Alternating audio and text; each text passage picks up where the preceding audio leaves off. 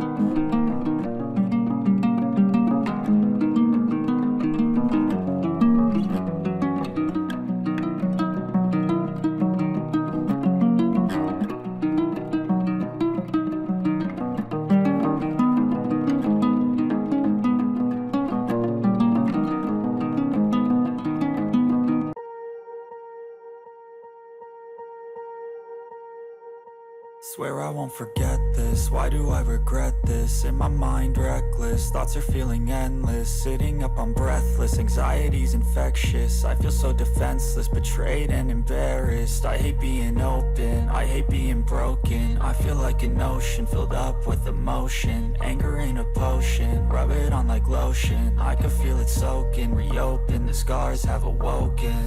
I can't move on till I let go. I feel so lost, never at home. Need to be strong, every breath hold. Cause I can't move on till I let go. I can't move on till I let go. I feel so lost, never at home. Need to be strong, every breath hold. Cause I can't move on till I let go.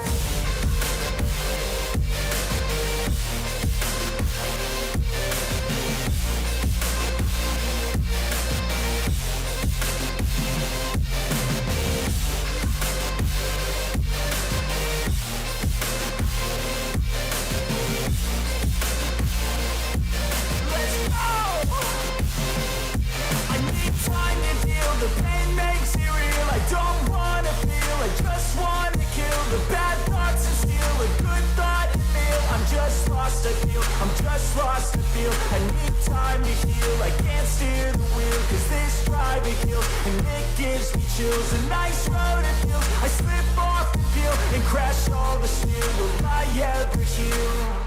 I can't move on till I let go. I feel so lost, never at home. Need to be strong, every breath hold. Cause I can't move on till I let go. I can't move on till I let go. I feel so lost, never at home. Need to be strong, every breath hold. Cause I can't move on till I let go.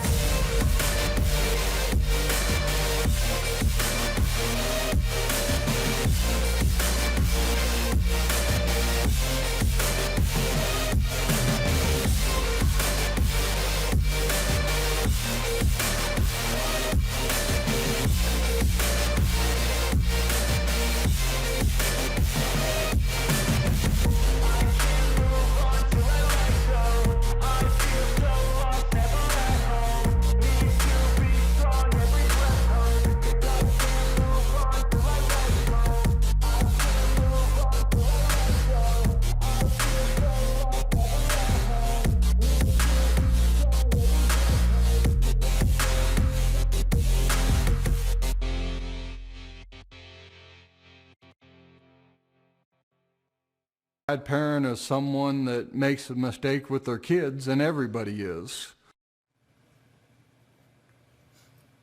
No, I was asked when I responded to that if I thought there was such a thing as a perfect parent. So, yeah, our house is a mess, but I can take you next door where things are a lot worse. You have 8 and 10-year-old children that are experimenting with, trying, smoking, doing whatever, marijuana, and you say, oh, it's not that bad. I don't think they even know how to inhale. No, I just know that growing up, it was around me as a child. You have 8 and 10-year-old sons, and they're smoking dope, and you're saying, it's not that big a deal. That's what you said. I know that they tried it. Okay, I do know that. Are they addicted to it? Are they constantly smoking it? No. Do you smoke marijuana? No. I have. Recently. Excuse me? Recently? No, they- I just passed a drug test and Do they know got a that new you smoke job. marijuana? They know that I have in the past, yes, absolutely. And they've tried it, and you say, hey, they're not even inhaling. That to me is, if you were going to list like 10 responses that a parent could have, from 1 being good to 10 being bad, that would be number 17.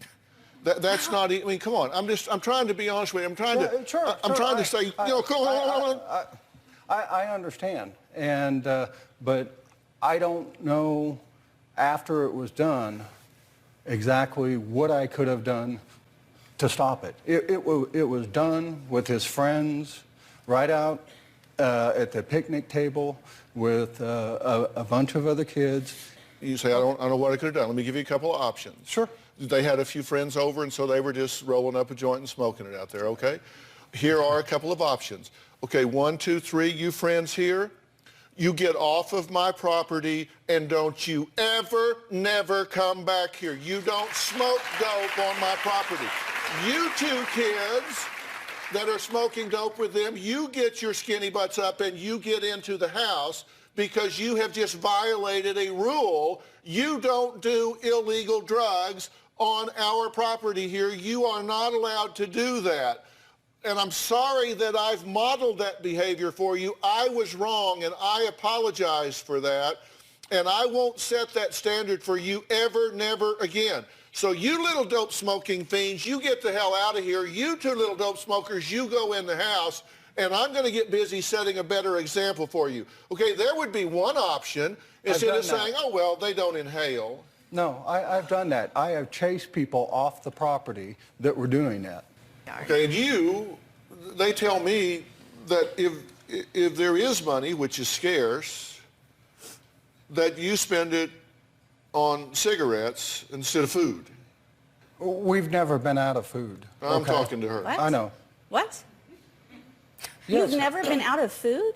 The cupboards have been bare, but you've provided, other That is people have true. provided. We've That is never true. been where there's not been anything to eat. Okay, Like let ramen me ask y'all noodles. something, so just so I know what we're here for, because I'm a change agent. Okay, are we here to defend this or change it? Change it. Okay, next we're going to talk about why Ralph thought it was a good idea to buy his sons pocket knives when they were only 5 or 6 years old. We'll be right back.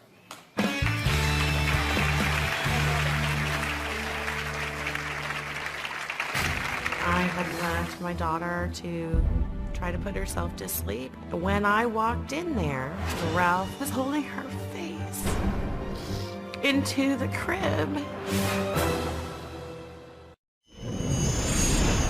I think that the boys were about 5 and 6 years old when Ralph let them have their own pocket knives.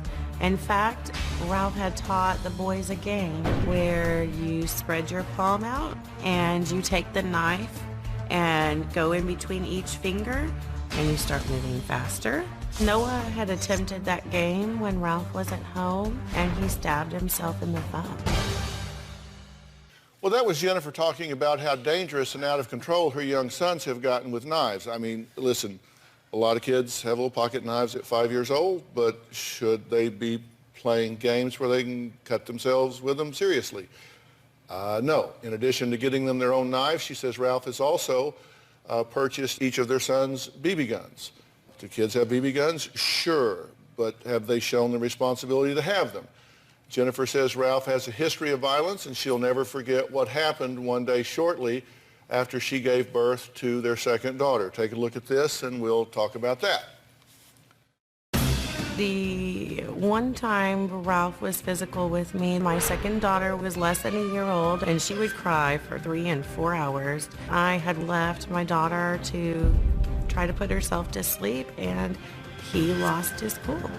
And he went into her room, and when I walked in there, he was holding her face into the crib while her arms and legs were wailing.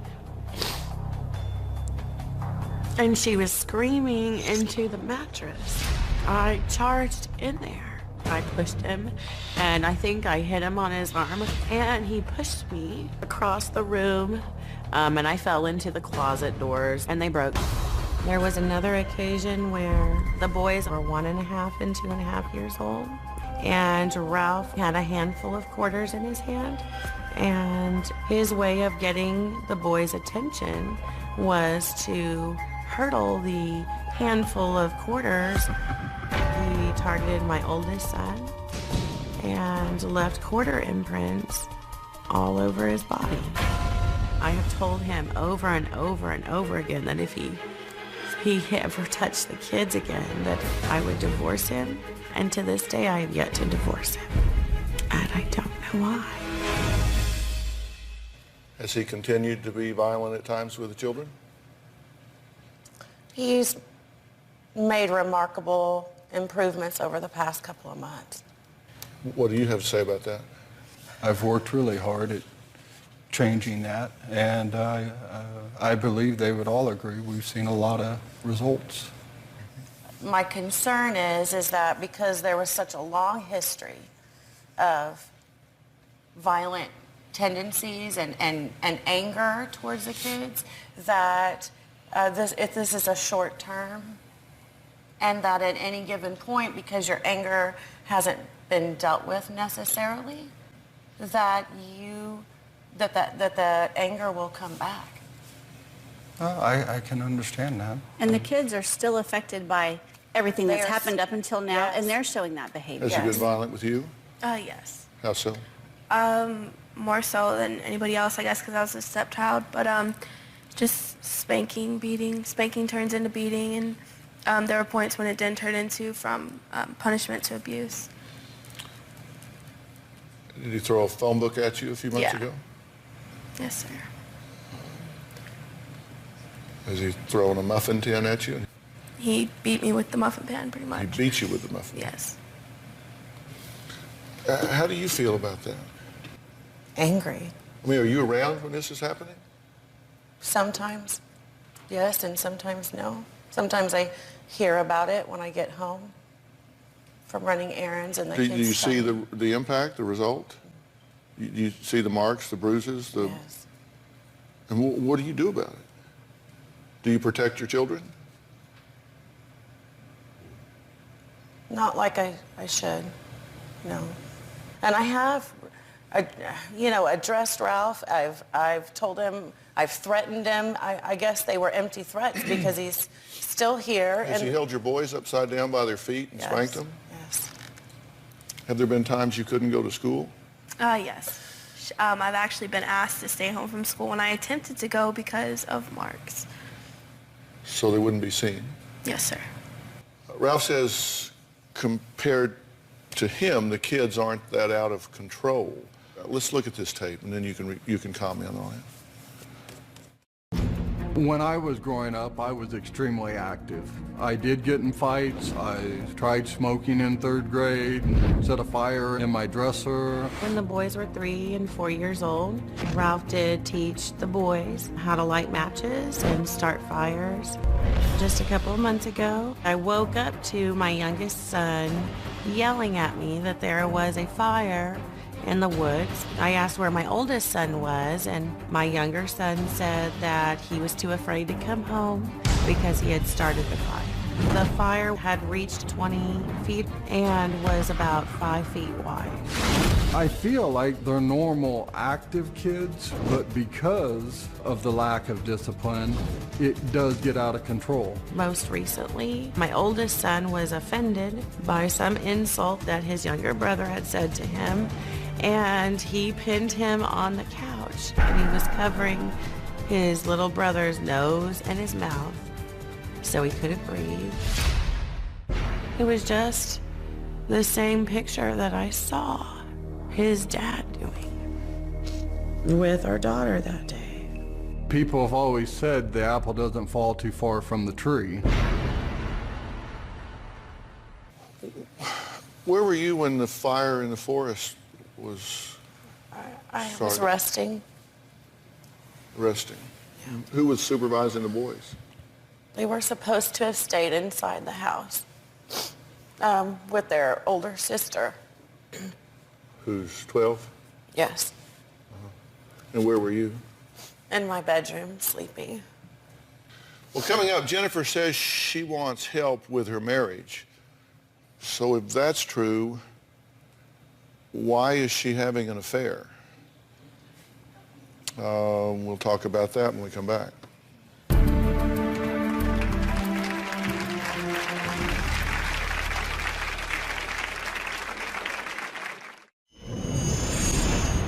Ralph suffocates me with his constant need for love and affection. For a couple of years, I would have to go into the bathroom to pray first in order to be able to have sex with him. I am really fighting, feeling very disgusted by the man who's trying to smother me. Well, Jennifer says since her own husband discussed her, she found someone who doesn't. In fact, he's an ex-boyfriend from high school. She wanted to marry years before she met Ralph. So let's hear what she says about that. My mom has talked to me for 2 years about an emotional affair she's been having with an old boyfriend. I've talked to him on the phone. I know a lot of what's happened with them, and it adds another burden onto me because I'm like, wow, I can't tell my dad. This other man is everything that Ralph is not. He is the love of my life. We were talking every day for hours and several times throughout the day. It made me angry that Jennifer didn't seem to have energy for anything else in her life, but made time to be on the phone or lock herself in her room on her computer. When I first found out, I was extremely angry.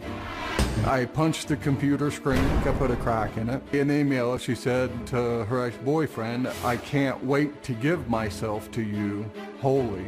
And he was the same way back. I have had this fantasy that I could escape from Ralph and maybe have the life that I always wanted with this other man.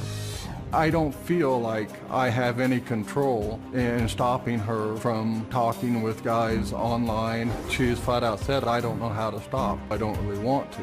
How do I put my foot down to stop her from doing that without hurting my kids, without destroying the family? You have this involvement with this ex-boyfriend. Yes. Because you think he smothers you, and you find that off-putting, so you've now invested in this other person. And you confide in your 16-year-old daughter about this. Well, just to clarify a little, pardon me, a little bit. Please. I wasn't searching for him. He contacted me on Facebook, and I hadn't talked to him in 18 years. And it did start off as just a friendly reconnection, and it was at the lowest point in our marriage. And Oh, no, hold on. That's already 30 seconds of my life I can't get back. Is this going to change the end result? Are you involved with this guy? I am. Emotionally? Yes. You're offering this because in some way it justifies the fact that you have violated the adult-child boundary and brought her into the adult issues of infidelity of this marriage and made her complicit in your betrayal of your husband great role modeling, and you're doing this while your kid's out in the forest setting a fire, your cupboards are bare, you don't have the energy to drag yourself out of bed, but you have the energy to play footsie with ex-boyfriend here. I don't get it. I'm sorry. And you find him disgusting because he wants to pay attention to you, but you don't find him disgusting because he abuses your children. Is there a compass here? Does anybody know where north is? What? Somebody say something that makes sense. He's treated our family like crap for years, and now that he wants to step up and, be better, she's already hurt, we're already hurt, and we don't want him there. Oh, I love him, but there's too much hurt in that house and anger. Yeah, Jennifer is spending so much time having an emotional affair while her kids are living in chaos. In fact, her 10-year-old wrote a note a few months back that I found beyond disturbing. Listen to this and then we'll talk. I believe it was last November 2012. Our 10-year-old son wrote a note to me he had left on his bed, and it said, "Mom, would you please kill me in my sleep so that I don't have to wake up in the morning? I hate my life." My 10-year-old explained that he just couldn't stand our life anymore. He couldn't stand having no money, and he cannot stand the fact his dad and I smoke. How does that make you feel when the electricity goes out? Which is like, makes me feel like we need more money. Yeah, we don't have enough money to buy the food we need, and the worst part about having money is Mom usually spends it on cigarettes. I feel helpless in trying to help him. I don't know what to say. These are really smart kids. They're kids with great potential, and they're just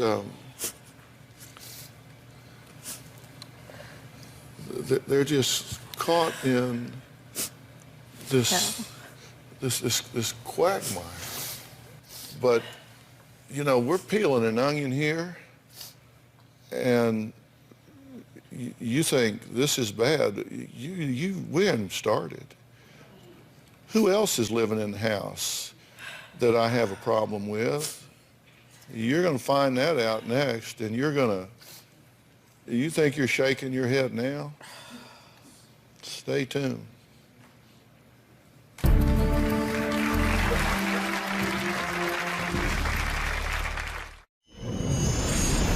When I was 15, I was getting involved with a 21-year-old man. I looked to him as an older brother, and then it turned sexual. That's traumatized me really bad. When my mom found out about him, I told her I didn't really want to, but I did it because I cared for him. She wasn't upset about it. She did end up talking to him, and she blew it all off after that. She didn't feel like he was abusing me. Things just took a wrong turn. Well, that was Kayla talking about how her mom decided not to press charges against a 21-year-old man Kayla had sex with when she was only 15. Now, Kayla says she's since moved on and now has an 18-year-old boyfriend she loves. And he lives with her and her family. Kayla's boyfriend lives with our family. I had set up 2 ground rules. Number 1, Ben would have a job. And the second rule is that they were not to sleep in the same bedroom together. They are still sleeping together every single night on a twin bed in my younger daughter's room.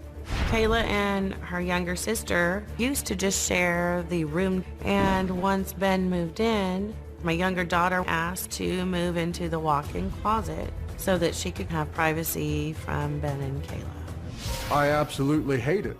I actually suggested, why don't you guys get married And that way, I don't have to feel the way that I do when I walk in and see you guys. I do believe it's damaging to the other kids to have been in the house with him and Kayla having sex and with them smoking pot. You're 15. 16. And you're having sex with a 21-year-old. Oh, yes, sir. And you know about it. Yes. Now, that's statutory rape in the state in which you live. That's right. But you don't prosecute. Right? Right. Okay, don't get that. Okay, so that goes by. Somebody rapes your daughter. No prosecution. Okay, now you have an 18-year-old boyfriend. He's right here, Ben. How you doing? I'm good, sir. Yeah. So Ben moves in and is sleeping in a twin bed with Kayla, who's now 16, and in the other twin bed is your 12-year-old daughter. So you got Ben and Kayla here and the 12-year-old in the other twin bed. She gets uncomfortable because they have sex in this bed, so she goes and sleeps in the closet. Did I run red light here if I got that right? Yes. So you got a 12-year-old that edits this herself and goes and sleeps in the closet so her sister and her 18-year-old boyfriend can have this bed and have sex in that bed. Let me just venture a guess here. You're having unprotected sex. Yes. Shock. Are you idiots? You're having unprotected sex. You live in this chaos of children. You got no money, cupboards bare, people aren't working, and so you think you'll just have unprotected sex. And I bet you there's some theory by which that's okay. Give me the theory. Basically, he's on a medicine that prevents him from having kids for the most part. Yeah. He's like, what would that medicine be? It's an antidepressant. Okay, so this is a medicine, the side effect of which lowers sperm count. Yes. Yeah. Did you go test your sperm count? No, you just read that. So you said, oh, no, are you kidding?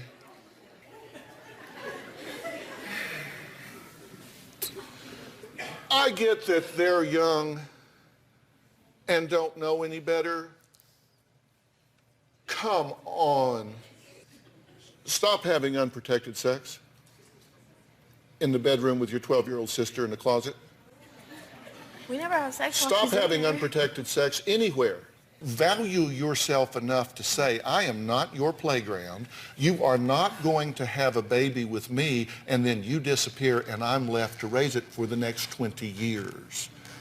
Care enough about yourself to say, no, we are not going to have unprotected sex. And I'm not saying that he's a bad guy. Don't even know him, haven't ever even met him. But I do know what I know.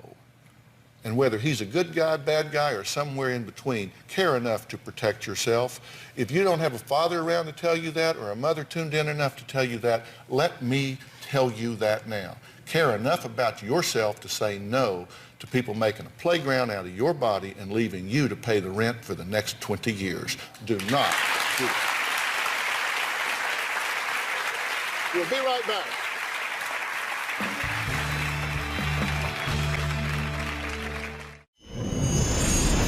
I have received several tickets for things like not having car insurance, not having current registration, and because these tickets have gone unpaid, I now have 6 warrants out for my arrest. My sister Darcy said to me that if I ever was arrested and the kids were left home alone with Ralph, that she would call CPS. I am terrified that my Aunt Darcy will call CPS because that would take such a toll on all of us and it would be more hurtful than helpful.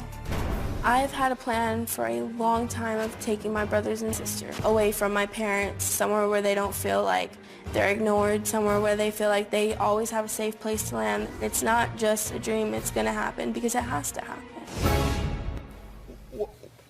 What do you think about what we've talked about so far?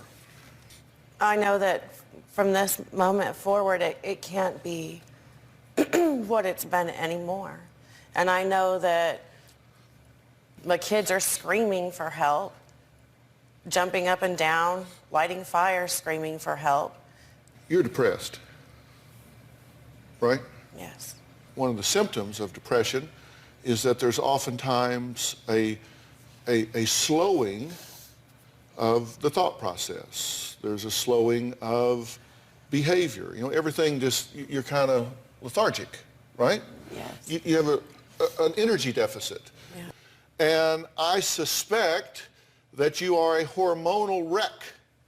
I suspect if we looked at your hormones, that it would probably be as chaotic as your home. And Ralph, you probably feel like you've made a huge bunch of mistakes here over the last several years, and you have. And I think it's because children learn what they live. And when we go back and look at your history and what you grew up with, what you're doing now has been kind of your norm. You had it pretty rough coming along. This is not an evil man.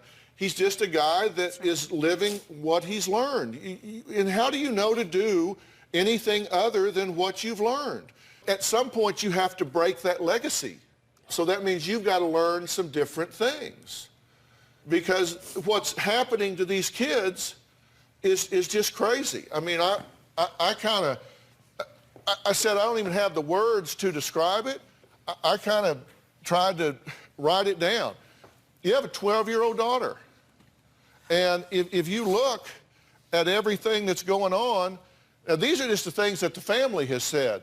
Ralph, unemployed, smokes marijuana, abuses alcohol, doesn't provide financially, violent, abusive, unmotivated, insecure, manipulative, rude, selfish, dishonest, been arrested. All of this impinges on that child. Jennifer, unemployed, irresponsible, sleeps all day, messy house, dishonest, manipulative, selfish, affair, warrants for arrest, depressed. All of that impinges on this child.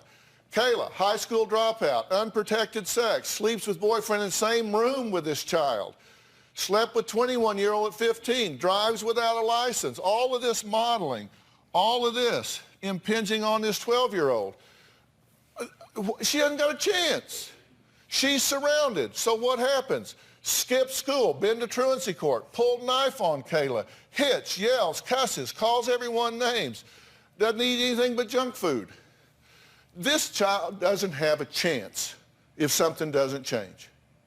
You got all the same factors, but now you're talking about a 10-year-old son. Everything impinging on him, same stuff coming at him.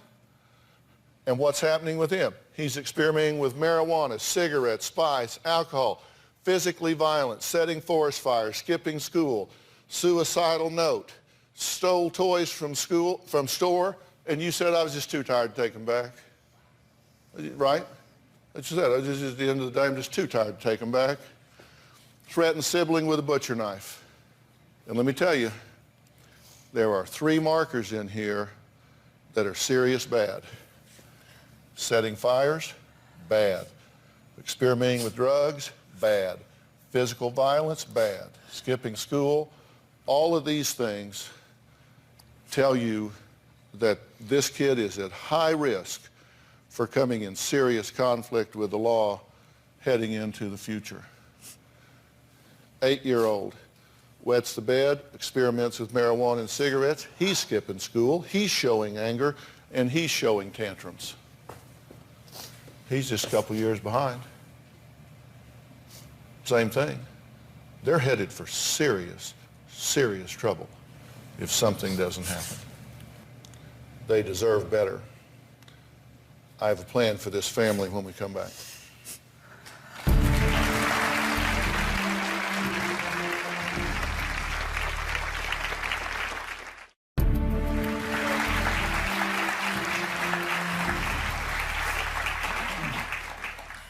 Today I'm talking to Jennifer, Ralph, and their 16-year-old daughter, Kayla, and Jennifer's sister, Darcy. It was Darcy that wrote in. It wasn't Jennifer, it wasn't Ralph. These two did not ask for help. Darcy wrote into the show begging for me to help her sister's husband, and their 4 children.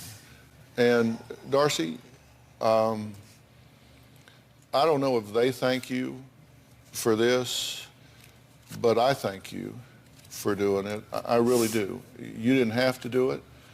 And I don't know whether y'all are grateful to her for writing in or not. Are you? Oh, very much so. Nobody does what y'all are doing on purpose. And I've said, you talked about, Ralph being angry and having rage and stuff. And Ralph, I've said honestly, I don't think you are a bad guy. I really don't. I don't even think you're a mean guy. I think you've just had a brutal upbringing, and I think as a result, you kind of do what you learn. But I don't know what's going to happen with y'all's marriage. I really don't, and I don't think either one of you know, because you are both so out of balance and out of sorts right now. I don't think you even know.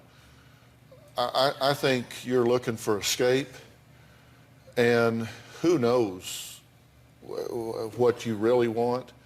I think you have some biochemical imbalance. I think you are really dealing with some depression, and as a result, you're making some really bad decisions, and I think that has to be dealt with, and I want to help you do that. And I'm also willing to offer you an alternative to change some things at home.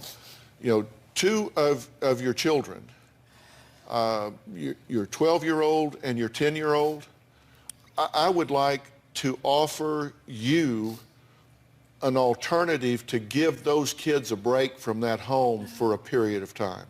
These kids deserve a break. We need to do something for them, not to them, while it gives us a chance to clean this situation up a little bit. I asked Kristen Hayes to come here today from the Aspen Education Group.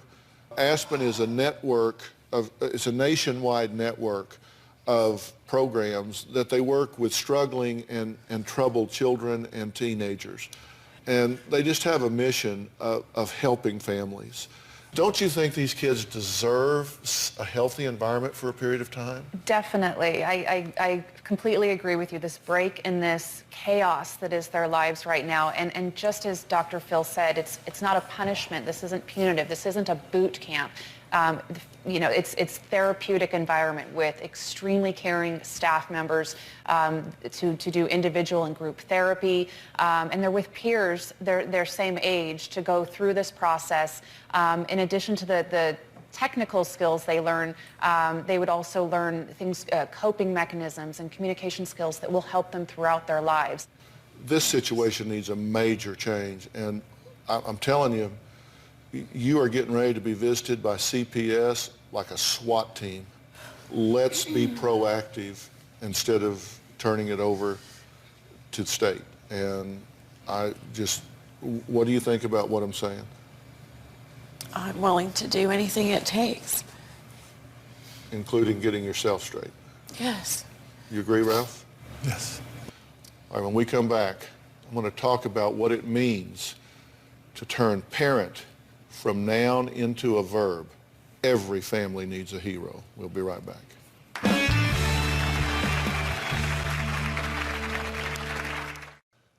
Well, I want to thank my guests for being here today, and a special thanks to Kristen Hayes from the Aspen Education Group. Kristen, thank you.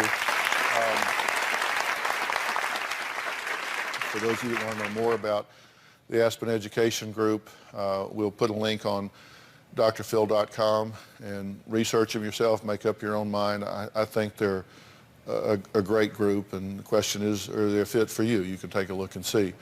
Parent is not just a noun, it's a verb. I mean, it's an action-oriented thing. And every family needs a hero.